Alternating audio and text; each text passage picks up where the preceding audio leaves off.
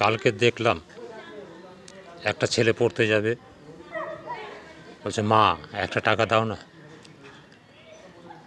মা বলছে 5 টাকা, 5 টাকা কোথায় পাবো? তাহলে 1 টাকা দাও। বলছে না রে, আমার কাছে একটাও পয়সা নেই। শুনে এত খারাপ লাগলো যে নিম্ন মধ্যবিত্ত লোক, বাচ্চাটা পড়তে যাবে, 5 টাকা চাইলো, মা দিতে পারলো না। বলছে 1 টাকা দাও, তাও দিতে পারলো না। শুনে মনটা খুব খারাপ লাগলো। মনে মনে ভাবলাম আমি কি দিয়ে দেবো?